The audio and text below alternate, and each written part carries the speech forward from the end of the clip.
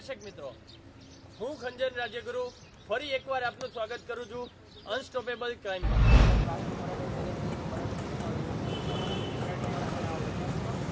Mummy, રિક્ષા કરી લઈએ તો સારું। હવે રિક્ષાની ક્યાં જરૂર છે? ઘર સુધી થોડું ચાલી નાખો ને। સારું, ચાલ। મોટા ભાઈને ફોન કરી આવીને લઈ જશે। મોટા ભાઈને હેરાન કરવાની કાંઈ જરૂર નથી, ચાલી નાખો હવે।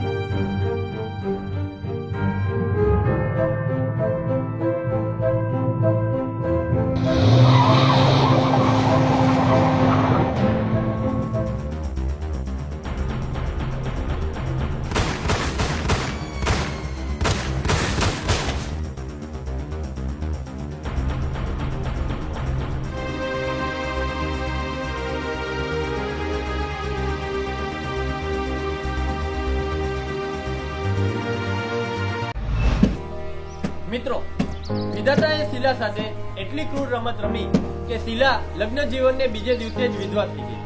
શીલાના જીવનમાં બહારના દિવસો આવે એ પહેલા તો અમાવસ છવાઈ ગઈ। મિત્રો, હજી 2 દિવસ પહેલા જ શીલા અને રાજુના લગ્ન પરિવારજનોની હાજરી વચ્ચે ખૂબ જ ધામધૂમથી લેવાયા હતા। લગ્નના બીજે જ દિવસે કુળદેવીના દર્શન કરી પરત ફરી રહ્યા મા દીકરા પર કાળનું ચક્ર ફરી વળ્યું। પાનેતરમાં પતિગૃહે આવેલી શીલા લગ્નના બીજે દિવસે સફેદ વસ્ત્રોમાં લપેટાઈ ગઈ અને આખા પરિવારજનો પર મોતનો માતમ છવાઈ ગયો। અને આવી ઘાતકી ક્રૂર ડબલ મર્ડરની ઘટનાથી આખા શહેરમાં હડકંપ મચી ગયો।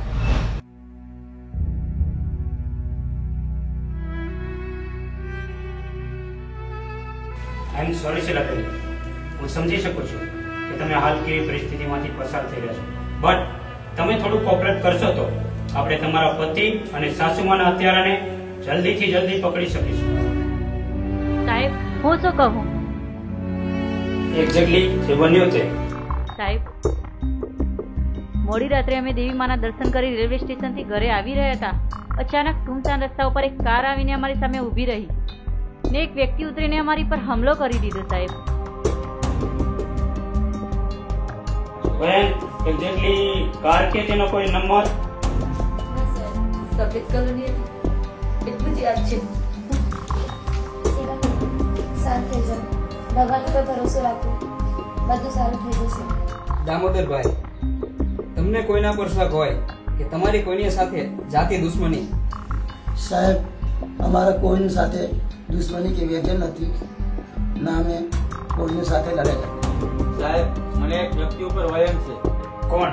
સાહેબ, લગ્નના થોડા દિવસ પહેલા રાજવી અને તેનો મિત્ર મયંક એક ઓફિસના કામ અર્થે બહાર ગયા હતા અને તેઓ રસ્તા પર એક પાનના ગલે ઉભા રહ્યા હતા। તેમણે જોયું કે તે પાનના ગલા સાથે કેફે લોબીનું ખૂબ વેચાણ કરી રહ્યો હતો। તે દિવસે રાજવીને તે પાનના ગલાવાળા સાથે ખૂબ રકઝક થઈ હતી અને વાતચીત પોલીસ સ્ટેશન સુધી પહોંચી હતી। મને પાકો શક છે કે એ જ પાનના ગલાવાળો જ આવું કામ કરી શકે। આલોકભાઈ, અને પાનનો ગલ્લો ક્યાં છે? સાહેબ, એ તો મને ખબર નથી, મને પણ આ વાત મયંકે જ કરી હતી। અચ્છા, તો આ વિશેની વધારે વાત મયંક જ બતાવી શકશે। નાથુલાલ, સાંજે જ મયંકને પોલીસ સ્ટેશનમાં હાજર કરો। જી સર। અચ્છા, તો હવે અમે રજા લઈએ।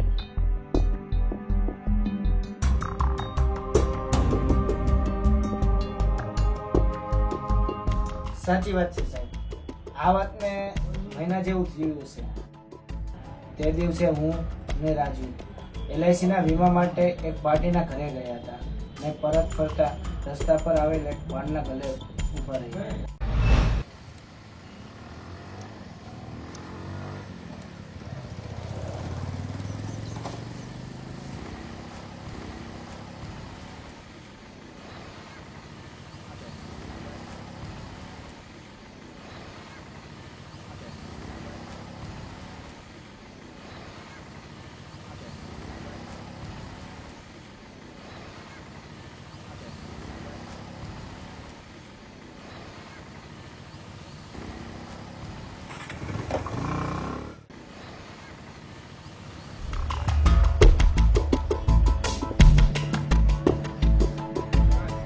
એ છોકરા, આ શું હતું?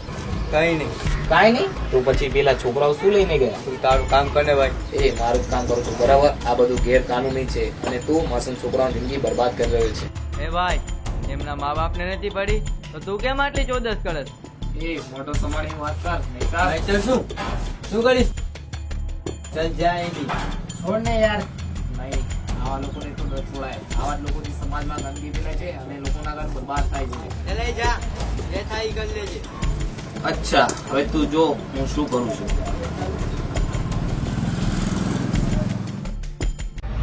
સાહેબ, ત્યારે જ સાંજે અમે તેની સામે ફરિયાદ નોંધાવી હતી ને પોલીસે તેને પકડ્યો પણ હતો ને એકાદ બે દિવસ જેલમાં પણ રાખ્યો. અચ્છા, તો મેં તને શક ખરો કે તારા દોસ્તને મારી શકે પાનના ગલાવાળો? નહીં બી સર, રાજવીના કારણે તેને જેલમાં જવું પડ્યું હતું એટલે જ ગુસ્સામાં કદાચ. ઓકે મહેક, તમે જઈ શકો છો. જરૂર પડશે ફરી વખત બોલાવશો.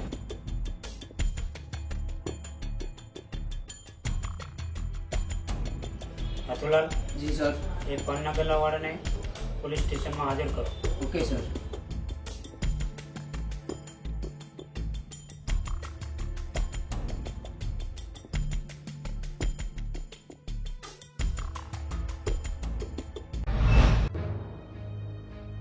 સાહેબ, પેલો ગલ્લાવાળો હાજર છે.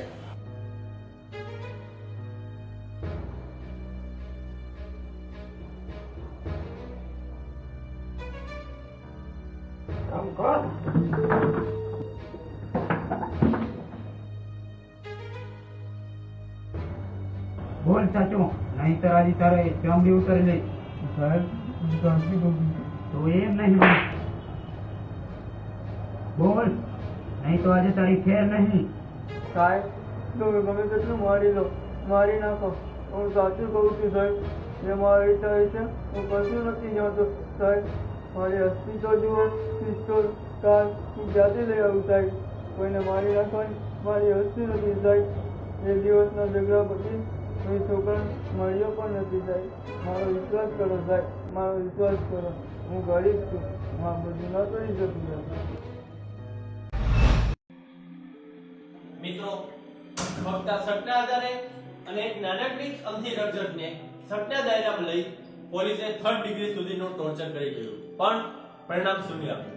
મિત્રો, પોલીસની અનિભવી આંખોએ એ જોઈ લીધું કે 2 જણાની હત્યા કરી શકે એટલી આ ગલ્લાવાળાની હસ્તી નથી. મિત્રો, આ ડબલ મર્ડરની મિસ્ટ્રી વધુ ને વધુ ઘેરી થતી જતી હતી. એક તરફ એક વ્યક્તિ ઉપર શક જેવું હતું તો તે વ્યક્તિ પણ આખરે નિર્દોષ. બીજી તરફ મીડિયાનું પણ દબાણ વધતું જતું હતું અને પોલીસ ઉપર ઉપરી અધિકારીઓનું દબાણ વધતા પોલીસ પણ રઘવાઈ થઈ હતી અને પોલીસ બનાવની એક વિગત જાણવા ફરીથી શીલાના ઘરે.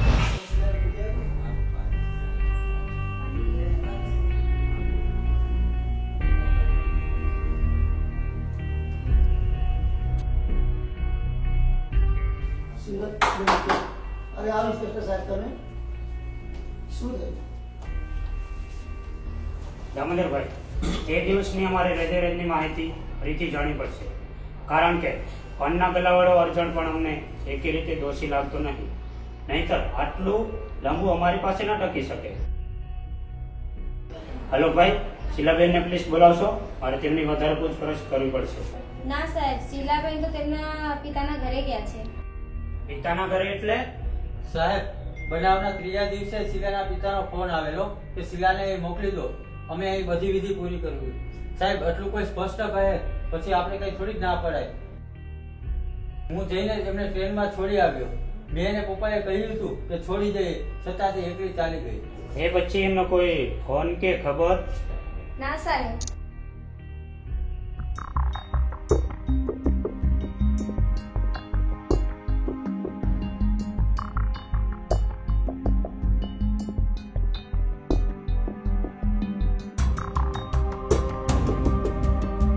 માણેકલાલ, શીલાના પિતા? હા સાહેબ, હું જ માણેકલાલ પટેલ, શીલાનો પિતા. એટલે તમારું કેવું છે કે શીલાબેન તમારા ઘર નથી આવ્યા? બિલકુલ નહીં સાહેબ, આ આખું ઘર જોઈ નાખો ને. તો પછી એના સાસરે ફોન કોને કર્યો હતો? હા સાહેબ, એમને ક્યાંથી ખબર હોય? તમારી બહેનના પતિ અને તેમની માતા સાથે આટલી મોટી ઘટના બની ગઈ તો પછી તમે એના કોન્ટેક્ટમાં તો આવો ને. હા સાહેબ, કેમ નહીં, પણ હમણાંથી મેં ફોન નથી કર્યો. હમણાંથી એટલે એક્ઝેક્ટલી ક્યારથી? 2-3 દિવસથી સાહેબ. બેન, તમારી દીકરી બનાવના 3જા દિવસે ત્યાંથી નીકળી ગઈ છે પિતાના ફોન કરવાથી. હા સાહેબ, મેં કહ્યું ને કે મેં ફોન કર્યો જ નથી અને મારે એને ઘરે બોલાવ્યું હોય તો હું અને એનો ભાઈ તેડવાના છીએ. હા સાહેબ, ભૂલ તો તેમની કહેવાય ને કે તેમની મારી બહેનને એકલી જવા દીધી.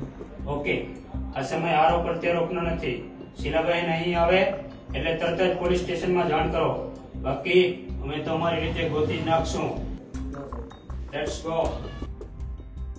સાહેબ, આવું બની જ કેવી રીતે શકે? એક સ્ત્રી પોતાના પતિ અને સાસુનું 12મું પણ પત્યું નથી અને પતિ ગૃહેથી નીકળી ગઈ છે. નવાઈની વાત એ નથી કે એના પતિને ત્યાંથી નીકળી ગઈ છે, પણ આશ્ચર્યની વાત એ છે કે એના પિતાને ઘરે પણ નથી.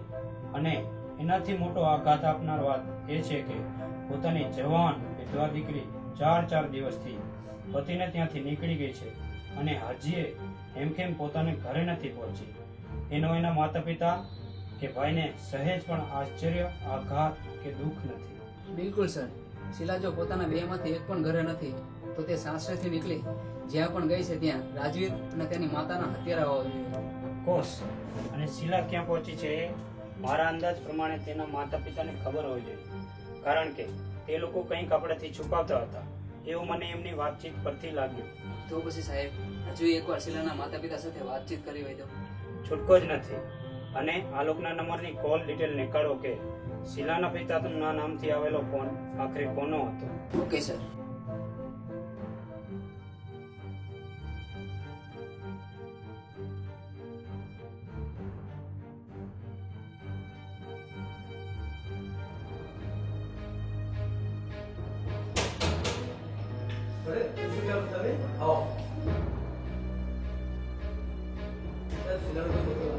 એમનો જ પતો લગાવતો આવે છે. મતલબ સાહેબ? મતલબ કે ભાઈ, શીલાના સાસરે જે પિતાના નામથી ફોન થયો છે તે કોઈ દીપેન નામના શખ્સથી થયો છે અને દીપેન કોણ છે એ તમને ખબર હશે, એટલા માટે જ અમારે અહીં સુધી આવવું પડ્યું. દીપેન? કોણ છે દીપેન? અમને ખબર નથી. તો એ સારું ના કહેવાય બહેન. તમારી દીકરી કોના પ્રેમમાં છે અને 1 સપ્તાહથી કોની સાથે રખડી રહી છે એ ખરેખર માન્યમાં આવે એવી વાત નથી. સાહેબ, એ અમને ખરેખર ખબર નથી. તો ભાઈ, અમારે તમને ત્રણેયને ના છૂટકે અંદર નાખવા પડશે, એટલે શીલા ઓટોમેટિકલી બહાર આવશે. ને બહાર આવે એ પછી જ આ પાંડવ ફૂટે એમ છે. સાહેબ, તમે આપણે કયા ગુનામાં અંત કરવાની વાત કરો છો? દીકરીના પાપને છુપાવવાની અને પોલીસથી સત્ય હકીકત છુપાવવાના. સાચું કહેશો? શીલા ક્યાં છે? નહીં તો તમારા ઉપર 3rd ડિગ્રી કરતા અમને કોઈ પણ વાર નહીં લાગે. સાહેબ, સાચું કહીએ છીએ, એટલે કશી ખબર નથી. સલામ. તારી વિધવા બહેન પરાયા સાથે રંગલી મનાવી રહી છે અને તું કહે છે મને ખબર નથી. આ તો હજી શરૂઆત જ છે. સાહેબ, એને ના મારશો. હું તમને બધું કહી દઉં છું. એ નાગર તેના પ્રેમી દીપેન સાથે તેના ઘરે જ ગઈ હશે. હા સાહેબ, દીપેન બહુ આવારા અને બદમાશ છોકરો છે અને એને અમને જાનથી મારી નાખવાની ધમકી આપી હતી. એટલે સાહેબ ક્યાં રહે છે? સલાહ, તમારા કારણે 2 નિર્દોષ વ્યક્તિઓને પોતાનો જીવ ગુમાવવો પડ્યો છે. સાહેબ, હું બતાવું છું એની એડ્રેસ.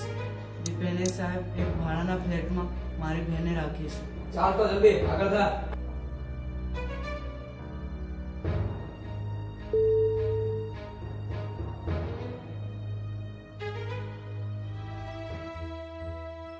દીપેન, ચાલને આપણે આ શહેર છોડીને દૂર જતા રહીએ. મને બહુ બીક લાગે છે. અરે, ડરવાની કોઈ જરૂર નથી. મેં તારા ઘરનાને બરાબરના પાઠ પણ દીધા છે.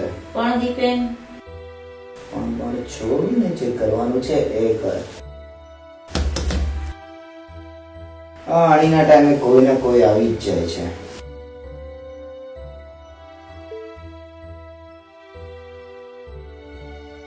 કોણ હશે? કોણ હોય? મહેશ કપારથી. પોલીસ? કેમ જેન્ટલમેન, પોલીસને જોઈને ના ગમ્યું? તને શું લાગ્યું? તો ગુનો કરીને ધર્મો ભરાઈ જઈશ અને અમે આંખો મારતા રહીશું? પણ મેં કર્યું છે શું? હરામખોર, આ તમાચો સુકન નો હતો. હવે આવો કેટલા સુકન કરવા એ તારી પર ડિપેન્ડ કરે છે. ઓહો, મેડમ પણ અહીંયા જ છે. સાહેબ, શું થયું? રવિ, શું થયું? હા, શું વાત છે? લગ્નના બીજા દિવસે પતિને સાસુના મૃત્યુ બાદ એક સ્ત્રી પોતાના પ્રેમી સાથે જલસા કરે છે ને પાછી પૂછે છે શું થયું? શીલા, મેં પોલીસને બધું જ કહી દીધું છે. શું? કેમ સાલા નાલાયક? તને શું હતું કે તું નિર્દોષ લોકોની હત્યા કરતો ફરે છે અને પોલીસને કઈ ખબર નહીં પડે? સાચું કે નહીં તે અહીંથી ધસડીને પોલીસ સ્ટેશન સુધી લઈ જઈશું. અને ત્યાં તમારો એ હાલ કરીશ કે રિમાન્ડ રૂમમાં તમારી ચીસો સાંભળવા વાળું પણ કોઈ નહીં હોય. અને હા, તું એ ન સમજતી કે તું સ્ત્રી છો એટલે બચી જઈશ. તારો જ પણ એ હાલ થશે જે તારા પ્રેમીનો થશે. એટલે મહેરબાની કરીને જે પણ હોય તે સત્ય તમારી જાતે કહી દો, નહીંતર મને મારી રીતે સત્ય ઓકાવતા આવડે છે, સમજ્યા? કહું છું સાહેબ, કહું છું. મિત્રો, અહીંથી જે હકીકત, જે બર્બર હત્યાનો ચિતાર દીપેન બયાન કરે છે એ કોઈ સામાન્ય માણસના કાળજા કંપાવી દે તેવો છે. કોઈ સામાન્ય માણસ વિચાર પણ ન કરી શકે તેટલી નિમ્ન કક્ષાએ જઈ આ બંને હવસખોર પ્રેમીઓએ એકબીજાને પામવાનું કાવતરું રચ્યું અને તેમાં બે તદ્દન નિર્દોષ જીવોને પોતાના પ્રાણ ગુમાવવા પડ્યા. મિત્રો, તમે સ્વપ્નમાં પણ વિચાર ન કરી શકો કે એક સ્ત્રી આ હદે જઈ શકે. શું એક સ્ત્રી પોતાના લગ્નના બીજે જ દિવસે પોતાના પતિને મારવાનું કાવતરું રચી શકે? તો એના જવાબરૂપી આખો ચિતાર અહીં હાજર છે.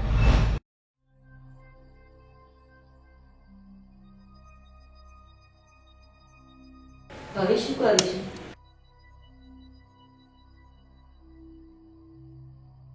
મને પણ એ જ સમજાતું.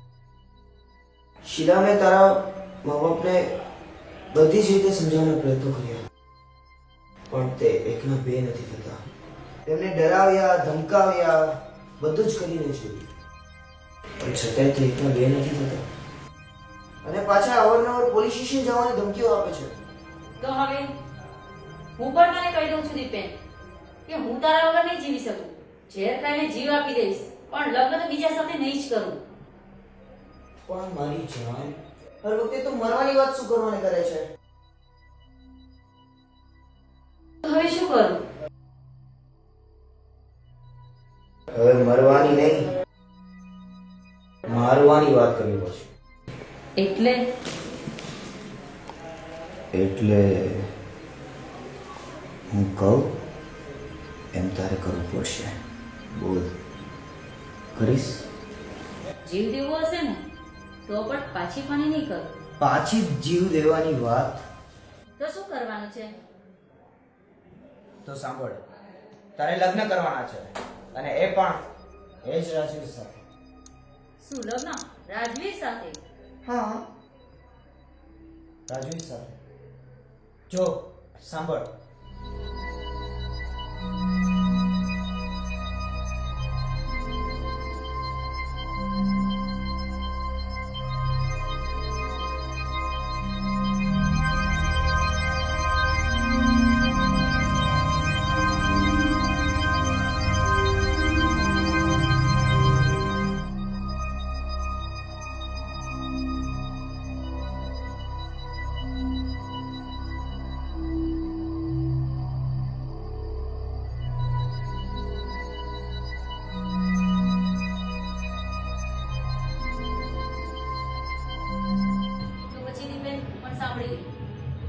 તારી માટે એક રાજી શું 1000 રાજીની બલી ચડાવી પડશે ને તો પણ પાછી પાણી નહીં કરું.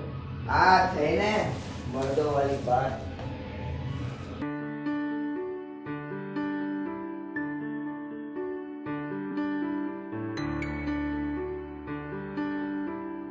हजारों पैसे ऐसे कि हर कोई इस पे दम निकले, बहुत निकले मेरे अरमान, फिर भी थोड़े कम निकले.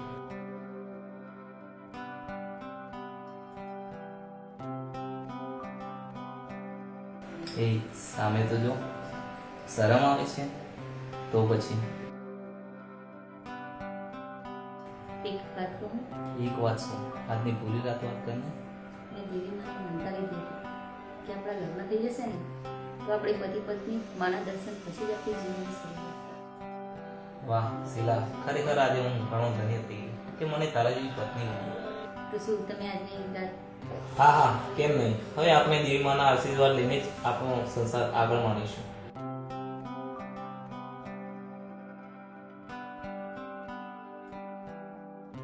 આઈ લવ યુ. સુઈ જઈએ. મિત્રો, આટલો ભોળો, નિર્દોષ અને પ્રેમળ રાજવીર તેની સુંદર નાગર જેવી પત્નીની વાતોમાં આવી ગયો અને તેનાથી અલગ સૂઈ ગયો.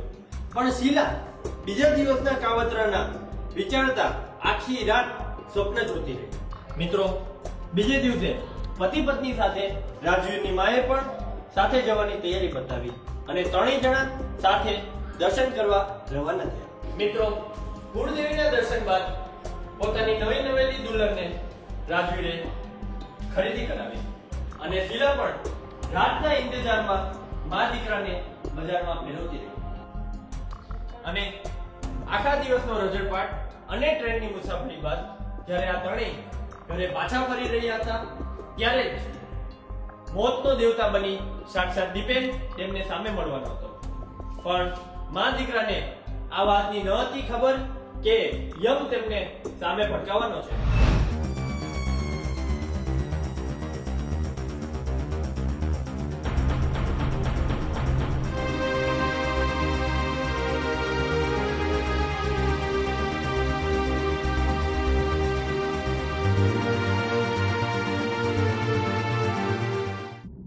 સાહેબ, પરત ફરતા મેં જ રેલવે સ્ટેશનથી ઓટો રિક્ષા નહોતી કરવા દીધી અને અમે ચાલીને હરામખોર, તો સમગ્ર સ્ત્રી જાત પર કલંક સમાન છે. અરે નાગણ, પ્રેમમાં તો માણસ પોતાનું જીવ દઈ દે છે અને તું બે માસૂમોની હત્યારી બની. મને માફ કરી દો સાહેબ. કયા મોઢે તો માફીની વાત કરે છે?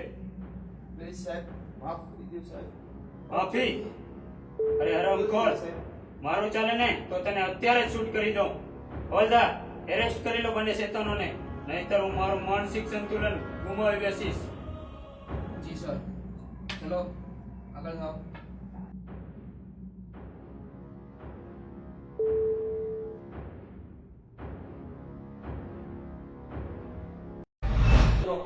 ચાણક્ય જેવા મહાપુરુષે સાચું જ કહ્યું છે કે સ્ત્રીને સમજવી ખૂબ જ અઘરી છે.